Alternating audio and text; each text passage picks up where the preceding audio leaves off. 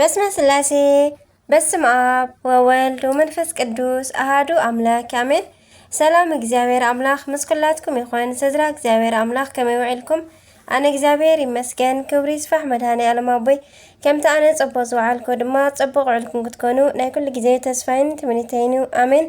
ስንክሳር ዘወርሃ መጋቢት ዕለት 7 ስንክሳር ድሰምዕ ዘንብብ ፍቕሪ ጎይታ ኣብ ልቡ ይዕንብብ ሓለዋን ጸሎትን ተረዳእነትን ናይ ቅዱሳን ድማ ይረክብ። ዝክረ ጻድቅ ለዓለም ይህሉ ዝኽሪ ናይ ጻድቕ ንዓለም ይዝነብር። ካብ ኩሉ ክፉእ ዘበለ ክትድሕኑ ንቅዱሳን ተማሕፀኑ ኣሜን።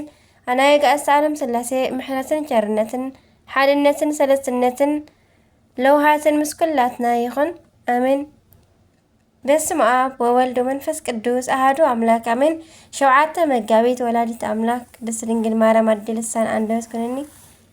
መጋቢት 7 ብሰማዕትነት ናይ ዝዓረፉ ፊሊሞንን ኣብላርዮስን ዕረፍቶም እዩ።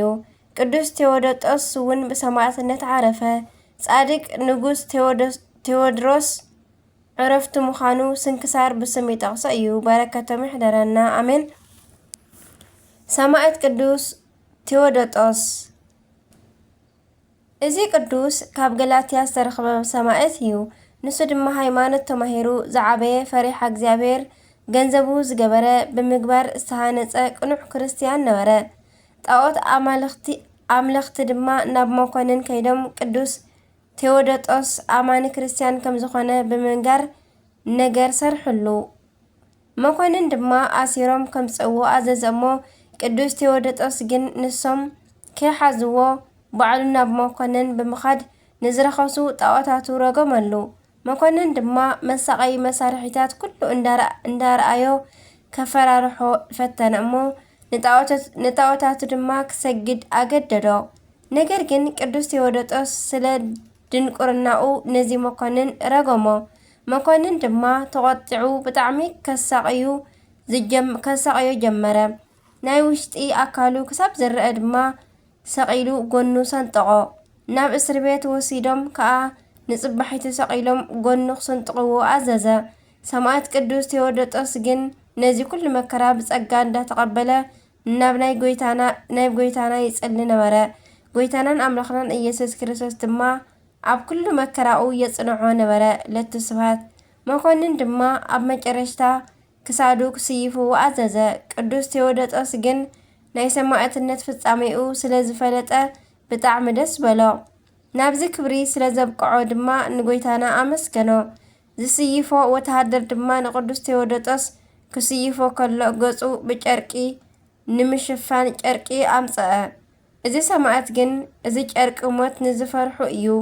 ኣነ ግን ብጎይታይ ብኢየሱስ ክርስቶስ ስም ሞት ኣይፈርሕን እየ በሎ እሞ ክሳዱ ይሕሊፉ ሃቦ። እዚ ወተሃደራት ድማ ሰይፉ መዚዙ ኣውፂኡ ናይዚ ሰማዕት ክሳድ ብምቑራፅ ናይ ሰማዕትነት ክብሪ ከም ዝጎናፀፍ ገበሮ። በረከቱ ይሕደረና። ናይ ቅዱስ ቴዎዶጦስ ረድኤት በረከቱ ይሕደረና፣ ብጸሎቱ ድማ ይምሓረና ኣሜን።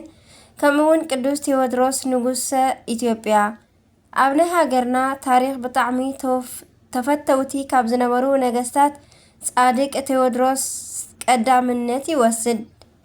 ብርግጽ መብዛሕቲና ንፈልጦ ስለ ናይ ሃገር ፍቕሪ ንነብሱ ዝሰውአ ዳግማዊ ኣፄ ቴዎድሮስ ኣብ 1845 ክሳብ 1860 እዩ። ብጽቡቕ ስራሑን ብናይ ቅድስና ህይወቱን ዝተመስከረሉ ግን ሎሚ ንዝክሮ ቀዳማይ እዩ። ቀዳማዊ ኣፄ ቴዎድሮስ ናይ ሕያዋይ ሃፀይ ዳዊትን ግማደ መስቀል ዘምፀአ ናይ ዝተባረኸት ሰበይቱ ጽዮን መጎሳን ፍረ እዩ። ከምኡውን ንጻድቕ ኣፄ ዘርኣ ያዕቆብ ዓብይ ሓዊ እዩ።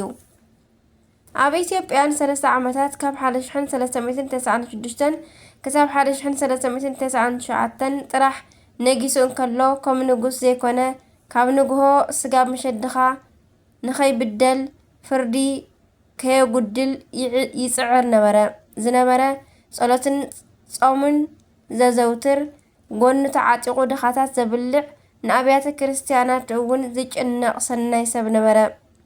ስለዚ ብህዝቢ ብጣዕሚ ተፈታዊ ነበረ እሞ ካብ ዝነግስ ኣብ ሳልሳይ ዓመቱ ዓሪፉ ብዝማሬን ብልቕሶን ስጋኡ ተሰኪሞም ክኸዱ ከለዉ ውሓዚ ማይ ተኸፈተሎም። ካብ ልዕሊ መቓብሩ እውን ጸበል ፈልፈለ።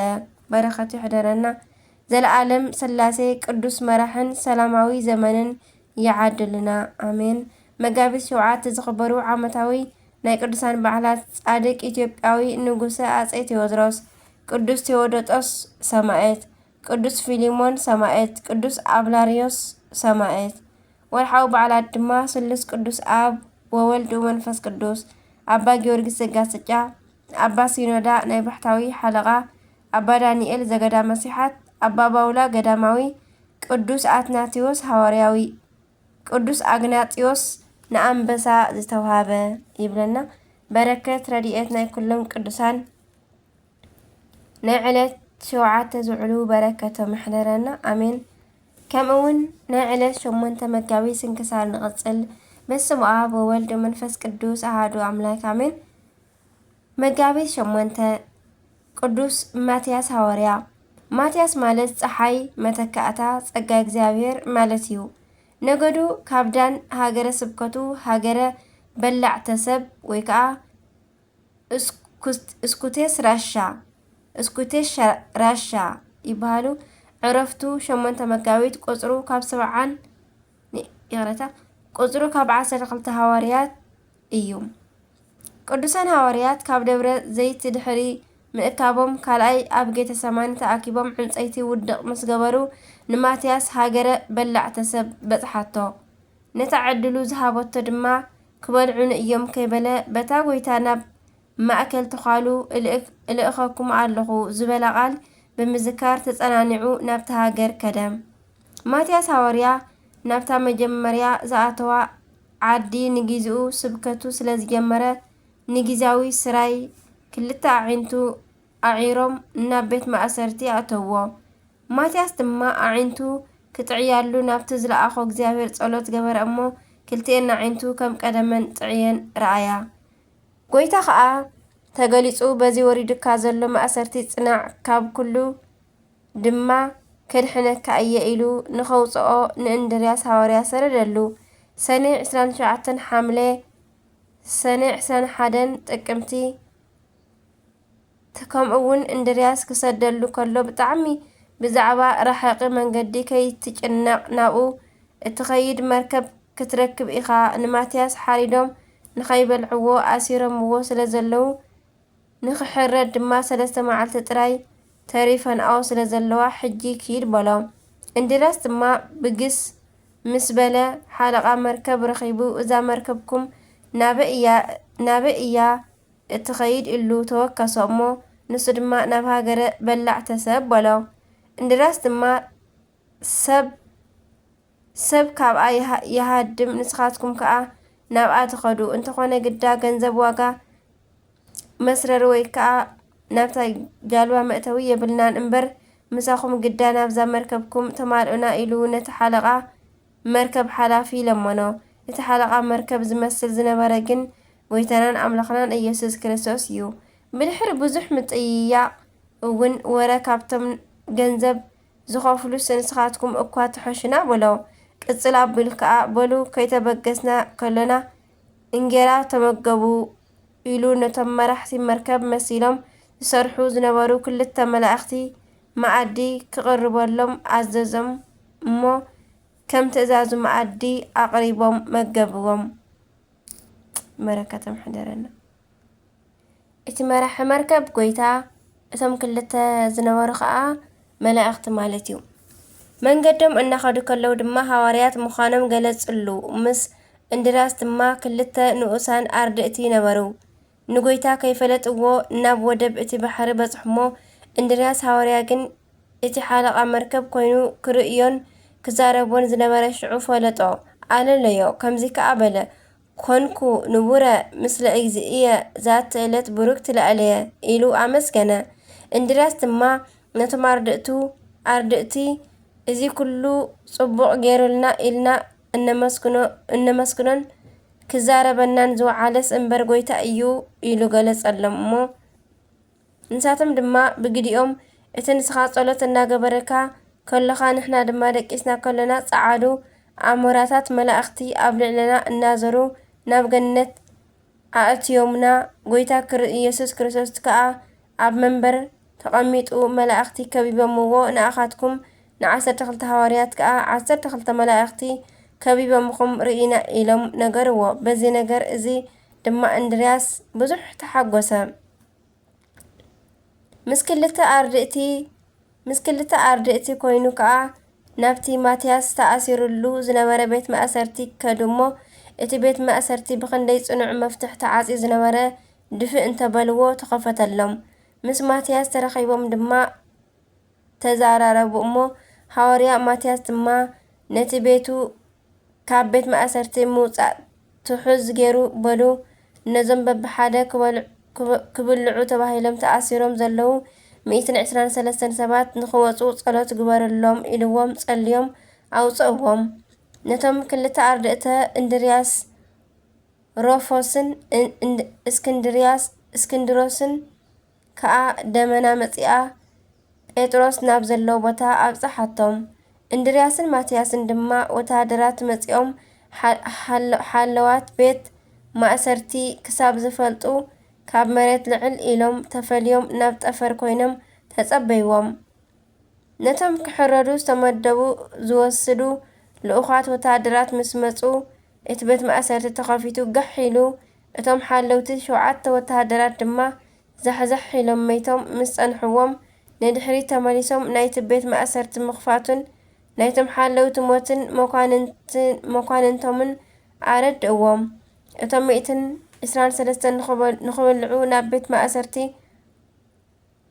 ኮይኖም መዓልቲ ሞቶም ዝጽበዩ ዝነበሩ ሰባት ካብ ቤት ማእሰርቲ ምስ ወጹ እቶም ክወስድዎም ዝመጹ ዓቀይቶት ከይበላዕና ከመይ ጌርና ደኣ ክንውዕል ኢና ምዉታት ዶ ክንበልዕ ወይሲ ዓበይቲ ዓዲ ኣኪብና ዕንጨይቲ ውድቕ ጌርና ዕንጨይቲ ዝበጽሓቶ ሓሪድና ተመጊብና ክንውዕል ኢሎም ነቶም መኳንንቶም ኣመልከትሎም።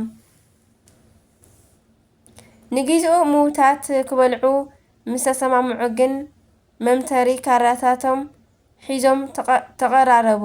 ኣብዚ መንጎዚ እንድርያስ ስለ ዝረኣዮም ጸሎት ገበረ እሞ እተን ካራታት ሒዘን ዝነበራ ኣእዳዎም ምንቅስቓስ ኣበያኦም ለመሰ። እቶም ናይ ምዉታት ጥብሖት ክበልዑ ዝጽበዩ ዝነበሩ መኳንንቶም ድማ ጠምዮም ነዚ ተግባር እዚ ዝገብርዎ ዘለዉ እኮ እቶም ነቶም ንቐለብና ኢልና ናብ ቤት ማእሰርቲ ኣቐሚጥናዮም ዝነበርና 123 እስራት ካብ ቤት ማእሰርቲ ዘውፅኡ መሰርያን ጠንቈልቲ እዮም እናበሉ ብኽያት ቆልዑ በኸዩ።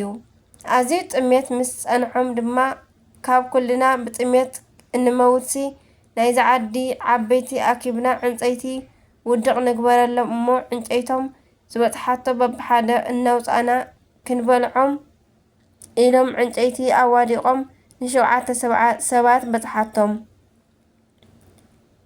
ካብኦም ድማ ሓደ ጨካን ወላዲ ስለ ዝነበረ ወደይ ኣለኒ እሞ ኣብ ክንዳይ ንዕኡ ሓሪድኩም ብልዑ ንዓይ ግን ሕደጉኒ በሎም። እቲ ወዱ ድማ ዝርሕርሓሉ መሲልዎ ኣቦይ መዓረይ ኣነ ንእሽተይ ስለ ዝኾንኩ ክሳብቲ ንስኻ በፂሕካዮ ዘለኻ ዕድመ ክበጽሕ ሕደገኒ እንዶ በሎ። እቲ ጨካን ወላዲ ግን ክሰምዖ ኣይደለየን። በዚ ነገር እዚ ድማ ኣሕሊፉ ኣወፈዮ። እንድርያስ ሐዋርያ ግን ነዚ ተግባር እዚ ምስ ረኣየ ምዉታት ከይበልዑ ጸሎት ገይረ ዝሰማዕካኒ ኣምላኽ ሕጂ እውን እዞም ብሂወት ዘለዉ ከይሕረዱ ጸሎተይ ስምዓኒ ኢሉ ጸሎት ገበረ እሞ እተን ተሳሒለን ዝተቐረባ ካራታት ንግዚኡ ከም ስምዒ መኸኻ እቶም ተጸበይቲ ስጋ ድማ ከም እንደገና ኣምሪሮም በኸዩ። እንድርያስን ማትያስን ድማ ካብቲ ዝቐነይዎ ጠፈር ብትእዛዝ እግዚኣብሔር ናብ ምድሪ ወረዱ። እቶም ኣረማውያን ድማ እንቋዕ ደኣ ናብ ኢድና ወደቑ እምበር ካብቲ ዝገበሩና ዝገድድ ክንገብሮም ኢና ኢሎም ብገመድ ኣሲሮም ናብቲ ዓዲ እንዳጎተቱ ደሞም ዘሕዘሕ እናበለ ኣዘርዎም። እዚ ኣይኣኸሎምን እዩ ኢሎም ድማ ናብ ጽኑዕ ቤት ማእሰርቲ ኣእትዮም ሓያላት ሓለውቲ ይገበረሎም። ቅዱሳን ሐዋርያት ግን ደሞም እናወሓዘ ከሎ ነዚ ኣብዛ ዓዲ እዚኣ ዘሎ ጣዖታት ፊእካ ነዞም ህዝቢ እምነትካ ሂብካ ምሕረትካ ኣውርደሎም ዝብል ጸሎት ገበሩ። ኣብቲ ተኣሲሮምሉ ዝነበሩ ቁሊሕ እንተበሉ ድማ ምስሊ ጣዖት ስለ ዝረኣዩ ካባኻ ማየ ኣየህ ወፂኡ ነዚ ሃገር እዚኣ ይምላኣያ ኢሎም ብትእምርተ መስቀል ዓተብዎ እሞ ካብቶም ሰባት ሓደ ወፂኡ ዝድሕን ከይርከብ ከዓ ቅዱስ ሚካኤል ከዓግቶ ጸሎት ገበሩ። ከም ልመናኦም ሰሚረሎም ከዓ ማይ ኣይሄ ወሪዱ ነታ ዓዲ ክሳብ ዓንቀራ መልኣ። እቶም ሰብ እታ ዓዲ ድማ ክሳብ ክሳውዶም ወሓጦም። ድሕሪ ምውሓጦም ግን እዚ ኩሉ ወሪድና ዘለኮ በቶም ክልተ ዝገፋዕናዮም ሰባት እዮም። ስለዚ መተን ክንውዋዕ ክንመሓር ብኣምላኾም ንእመን ኢሎም ብምልኦም ኣመኑ። እንድርያስ ሐዋርያ ድማ እምነቶም ምስ ረኣየ ነቲ ውሒጥዎም ዝነበረ ማይ ኣይሄ ብመስቀሉ ባሪኹ ጠጠው ኣበሎ። ካብቶም ዝድሓኑ ደቂ ዓዲ 7 ሰባት ናብቲ ሐዋርያት ዘለዎ ቦታ ብምኻድ እዚ ህዝቢ እዚ ብኣምላኽኩም ኣሚኑ እዩ ኢሎም ነገርዎም። ሐዋርያ እንድርያስ ድማ እቲ ንሓደ ወዱ ንመሕረዲ ኣሕሊፉ ዝሃበ ምስኦም ስለ ዝነበረ እዚ ማይ ኣይሄ ክሳብ ፈጺሙ ናብ ዝነበሮ ተመሊሱ ዝሃድእ ማለት ዘዝሕል ናብቲ ሰብ እትሓርድሉ ዝነበርኩም ቦታ ንዑናይ ሕለፉ በልዎም። ሐዋርያት ድማ ደድሕሪኦም ሰዓብዎም። ናብቲ ዝተባሃለ ቦታ ምስ በጽሑ ድማ ቅዱሳን ሐዋርያት ጸሎት ገበሩ እሞ ነቶም ብዘይካ ምሕራድ ሰብ ካልእ ጥራሕ ዘይነበሮም 7 ሰባትን ንወዱ ንመሕረዲ ኣሕሊፉ ዝሃበን ምድሪ ተኸፊታ ወሓጠቶም። ብድሕሪ እዚ ሐዋርያት እንደገና ጥዑይ ማይ ክዘንም ጸሎት ገበሩ እሞ ጽሩይ ማይ ድማ ዘነመ።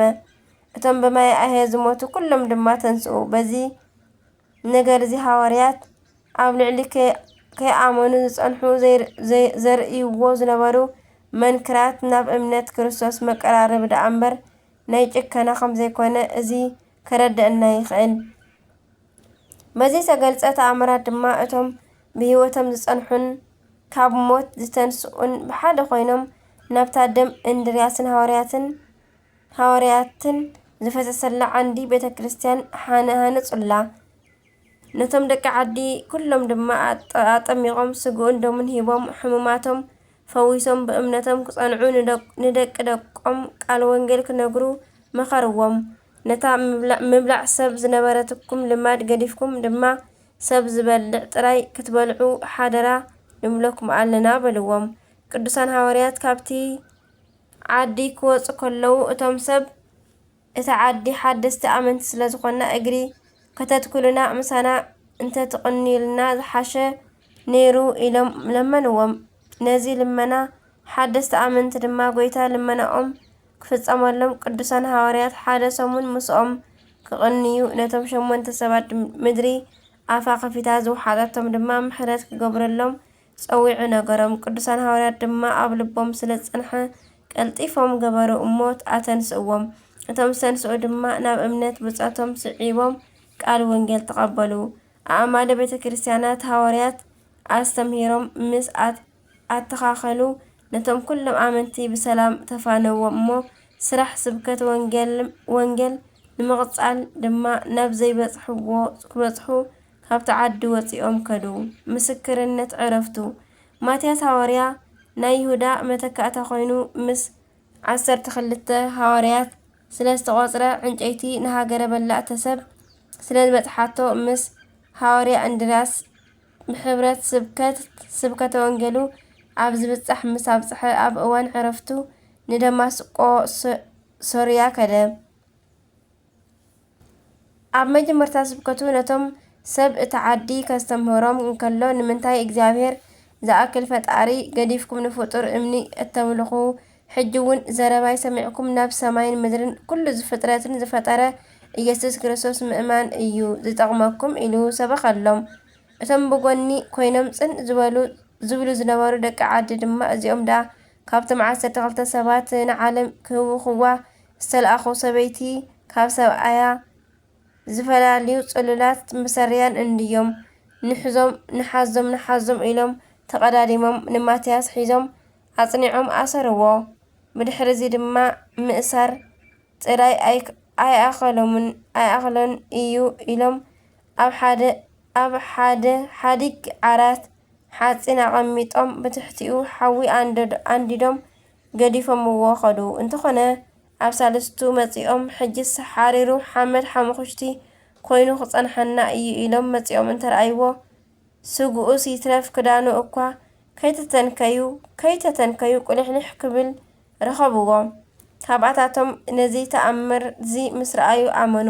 ንሱ ግን ን18 መዓልታት ዝኣክል ኣብታ ዝተኣሰርዎ ዓራት ሓፂን ቀነየ። እቲ ንማትያስ ከንድዶ ተባሂሉ ዝተኣጐደ ሓዊ ድማ ከይጠፍአ 25 መዓልቲ ዝቐነየ። እቶም ከም ወርቂ ክፍትንዎም ዝቐነዩ ምንም ከንድዶም ስለ ዘይከኣለ ከም ሓደ ህፃን ድማ መልክዑ ተሓዲሱ ተኾሊዑ ብምርኣዮም ካብቲ ነበልባል ሓዊ ኣውፅእዎ። በረከቱ ይሕደረና። ብድሕሪ እዚ ኩሎም ብዘይካ ሓደ ጎይታ ኢየሱስ ክርስቶስ ኣብ ሰማይ ይኹን ኣብ ምድሪ ካልእ ኣምላኽ የልቦን ኢሎም ኣመኑ። ማትያስ ከዓ ነቲ ኩሉ ኣብ ልዕሊኡ ዝፈጸምዎ ክፍኣት ሕድገት ገይሩ እምነቶም ብምቕባል እምበኣርከስ እምነትኩም መታን ፍጹም ክኸውን ኣማልኽትኩም ዘለዎ ምኵራብ ምስ ትሕዝትኡ ናብ ባሕሪ ደርብይዎ ስለ ዝበሎም ከም ዝበሎም ናብ ባሕሪ ደርበይዎ። ማትያስ ሐዋርያ ድማ ናብታ ዓዲ ቤተ ክርስቲያን ኣሕኒጹ ነቶም ኣመንቲ ኩሎም ናብታ ዝተሃልጸት ሓዳስ ቤተ ክርስቲያን ኣጠሚቑ ካብኦም ብሰላም ተፋንዩ ፍልዕዋን ናብ እትበሃል ዓዲ ምስ ከደ ብሽምግልና ዓረፈ። በረከቱን ረድኤቱን ምስ ኩልና ህዝበ ክርስቲያን ይኹን። ከምኡውን ናይ ኩሎም ናይ 12 ሐዋርያት ናይ ኩሎም በረከቶም ይሕደረና ኣሜን።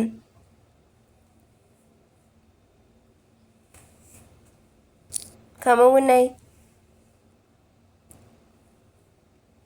ዕለት 9 ስንክሳር ንቕጽል። በስመ አብ ወወልድ መንፈስ ቅዱስ አሐዱ አምላክ አሜን። መጋቢት 9 ኢትዮጵያዊ ጻድቅ ኣቡነ ዘአማኑኤል ዕረፍቶም እዩ። በረከቶም ይሕደረና። ከምኡውን ኣቡነ አብርሃም በዛ ዕለት ጎይታና ናብ ቤቱ ዝኣተወሉ ኣባ አብርሃም ግብፃዊ ዕረፍቲ እዩ። ነዚ ቅዱስ ኣቦኡ ብጣዕሚ በዓል ጸጋ ዝኾነ ንድኻታት ዝፈቱን ዘንከባከቡን ሩህሩህ ክርስቲያን እዩ። ኣቡነ አብርሃም ዘይኮነ ካልእ አብርሃም ማለት እዩ። ኣብ ሃገረ ግብፂ ጥምየት ኣብ ዝኾነ ግዜ ኩሉ ንገንዘቡ ንድኻታት ተሃበ። ተኣማኒ ስለ ዝነበረ ድማ ደቂ እታ ዓዲ ንብረቶም ብሓደራ ምስኡ ይቐምጡ ነበሩ። ንሱ ድማ ብተኣማንነት ኣቐሚጡ ኣብ ጊዜኡ ድማ ይህቦም ነበረ። ጥምየት ኣብ ግብፂ ኣብ ዝጸንዐ ግዜ ግን ናይቶም ሰባት እኽሊ ኣውፂኡ ንድኻታት ሃቦም። እቶም ሰባት ድማ ኣብ ዝሓተትዎን መልእኽተኛ ኣብ ዝለኣኹሉን ግዜ ኣባ አብርሃም ተላዒሉ ናብኦም ይኸይድ። ንሶም ድማ ከምዝተቐበሉ ገይሮም ይጽሕፍሉን እምበር ኣይሓትዎን። ሰበይቱ ድማ ጻድቕ ክርስቲያን ስለ ዝነበረት ሰይጣን ቀኒኢላ ኣብ ውሽጢ ሓደ ክፉእ ሰብ ሓዲሩ ብደቂ ፋርስ ነገር ሰርሓላ እሞ ደቂ ፋርስ ድማ ማሪኾም ናብ ሃገሮም ወሰድዋ። ንሳ ድማ ኣብ ሓደ ለይቲ እቲ ነገር ሰርሓላ ሰብ ኣብ ውሽጢ ሲኦል ብእሳት ክሳቐ ራእይ ረኣየት። መልኣኽ ድማ ነዚ ሰብ ተበቂልዎ እዩ እሞ እግዚኣብሔር ዝገበረልክዶ ርኢኺ በላ። ንሳ ግን ጎይታይ መከራን ስቃይን ኣብ ልዕሊኡ ክበጽሕ ድልየት የብለይን በለቶ። እቲ መልኣኽ ድማ ናብ ቤታ ምእንቲ ክትከይድ ነገራ። ሰብኣያ ኣብ ዝሞተ ጊዜ ድማ አብርሃም ድኻ ኮይኑ ዓበየ። ኣድኡ ድማ ጓል ከተመርዕዎ ክትብል ንሱ ግን ንእግዚኣብሔር ብድንግልና ምግልጋል ስለ ዝደለየ ኣይከውንን በላ። ንሳ ድማ ብምርጫኡ ተሓጐሰት ተደሰተት እሞ ናብ ገዳም ከይዱ ንኽምንኩስ ኣብ ዝተለዓለ ግዜ ድማ ኣፋንያቶ ንወዳ መስዋእቲ ገይሩ ምእንቲ ክቕበላ ንእግዚኣብሔር ለመነት። ኣባ አብርሃም ድማ ናብ ገዳመ ኣስቄጠስ ከይዱ ብኣባ ዮሃንስ ኣብ እምነትነት ዘመን እንደ ኣባ መቃርስ ገዳም በጽሐ። ንኣባ ዮሃንስ ድማ ተፈታዊ ውላድ ኮኖም። ብተጋድሎ እንዳነበረ ከሎ ኣብ ሓደ ለይቲ ራእይ ረአየ። ናይ በዓቱ ጣርያ ወይ ከዓ ዚንጎ ተሰንጠቐሞ ብኡ ድማ ናይ ክብሪ በዓል ቤት ጎይታና ኣብ ናይ ኪሩቤል ሰረገላ ተቐሚጡ እናብኡ ክወርድ ረኣዮ። ኪሩቤል ድማ የመስግንዎ ነበሩ። ኣባ አብርሃም ድማ ፈሪሑ ኣብ ልዕሊ መሬት ወዲቑ ሰገደ። ጎይታና ድማ ባሪኽዎ ብዓቢ ክብሪ ናብ ሰማይ ዓረገ። ጎይታና ዝወረደላ ኣብ ናይ ቤቱ ጣርያ ዝተሰንጠቐ ምልክት ኮይኑ ክሳብ ሎሚ ኣሎ።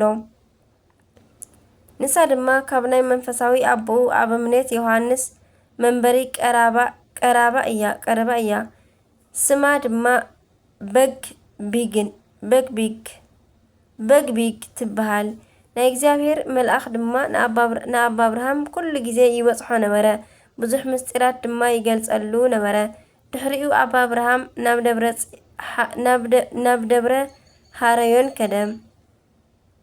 ኣብኡ ድማ ንኣባ ገዓርጊ ረኺብዎ ናብ ናይ ኣስቄጥስ ገዳም ወሲዱ ክሳብ ዕረፍቶም ኣብታ በዓቲ ሓቢሮም ዝነበሩ። ኣብ ምኔት ኣባ ዮሃንስ ምስ ዓረፈ ሰይጣን ኣብ ልዕሊ ኣባ አብርሃም ዓብዪ ደዌ ሕማም ኣምጻሉ። ን18 ዓመታት ዝኣክል ድማ በዚ ደዌ ነበረ። ድሕሪኡ ኣባ አብርሃም ናይ ዕረፍቲ ግዜ ምስ በጽሐ ናይ ጎይታና ቅዱስ ስጋኡን ክቡር ደሙን ምእንቲ ክቐብልዎ ንኣሕዋቱ ለመኖም። ንሶም ድማ ኣቑረብዎ። ኣባ ዮሃንስ ድማ ብኣጸደ ነፍሲ ተገሊጹ እንሆ ናብ ዓብዪ መርዓ እግዚአብሔር ጸዊዕካ ኣሎ በሎ። ዕድሚኡ ድማ 80 ዓመት ኣብ ዝኾነ ግዜ ብሰላም ዓረፈ። በረከቱ ይሕደረና ኣሜን። ናይ ኣባ አብርሃም ረድኤት በረከቱ ይሕደረና፣ ብጸሎቱ ድማ ይምሓረና ኣሜን። ኢትዮጵያዊ ጻድቅ ኣቡነ ዘአማኑኤል ጥሪ 9 ዕረፍቶም እዩ። ገዳሞም ኣብ ማእከል ናይ ኣቡነ አላኒቆስ ገዳምን ደብረ በንኮልን ገዳምን ይርከብ። ናይ ኣቡነ ዘአማኑኤል ረድኤት በረከቶም ይሕደረና፣ ብጸሎቶም ይምሓረና ኣሜን። መጋቢት 9 ዝኽበሩ ዓመታዊ ናይ ቅዱሳን በዓላት ድማ ኣባ አብርሃም ገዳማዊ፣ ኣባ ገዓርጊ ጻድቅ፣ ቅዱስ ዲዮስቆሮስ ዘሮሜ፣ ኣባ ኪናፎርያ። ወርሓዊ በዓላት ድማ ቅዱሳን 318 ሊቃውንቲ፣ ኣባ በርሱማ ሶርያዊ፣ ኣቦ ናይ ኩሎም መነኮሳት ሶርያ፣ ኣቡነ እስትንፋሰ ክርስቶስ የብሔረ ብፁዓን ጻድቃን፣ ኣባ መልከጸድቅ ዘሜዳ፣ ቅዱስ ዞሲማስ ጻድቅ፣ ኣቦና ብፁዕ ኣምላክ ይብል። በረከቶም ይሕደረና። ስንክሳር ዝሰምዕ ዘንብብ ፍቅሪ ጎይታ ኣብ ልቡ ይዕንብብ። ሓለዋን ጸሎትን ናይ ቅዱሳን ድማ ይረክብ ኣሜን። ዝወደቐ ዝነጠበ ኩሉ ብኣፈ ቅዱሳን ድጓ መላእክት ተኣረመለይ ኣሜን። ስብሐት ለእግዚአብሔር ወለወላዲቱ ድንግል ወለመስቀሉ ክቡር ኣሜን። ይቕሬታ አቡነ ዘበሰማያት ይትቀደስ ስምከ ትምጻእ መንግሥትከ ወይኩን ፈቃድከ በከመ በሰማይ ከማሁ በምድር ሲሳይነ ዘለለ ዕለትነ ሀበነ ዮም ወኅድግ ለነ አበሳነ ወጌጋየነ ከመ ንሕነኒ ንህድግ ለዘአበሰረነ ኢታብአነ እግዚኦ ውስተ መንሱት አላ አድኅነነ ወባልሐነ ኩሉ እኩይ መዚአከ ይእቲ መንግሥት ኃይል ወስብሐት ለዓለመ ዓለም አሜን። በሰላም ቅዱስ ገብርኤል መልአከ ውእቱ ማርያም ሰላም ለኪ ድንግል በድናቸው ድንግል በሥጋኪ እምእግዚአብሔር ጽባሕ ሰላም ለኪ ብሩክት አንቲ እምአርያም ዘብሩክ ፍሬከርሥኪ ተፈሥሒ ፍሥሕት ኦ ማርያም ተጸጋ ምልዕተ ውዳሴ ምልዕተ ሞገስ ምልዕተ ኩሉ ልዕሊ እግዚአብሔር ምስለኪ ሰአሊ ወጸልይ ምህረተ ወእንቲአነ ምህረተ ምድራቃ ዝታበ ፍቅር ወለኪ ኢየሱስ ክርስቶስ ከመይ ይስረልና ጣውንተ ማኅፀነ ክራንቺ አሜን አሜን ለይኩን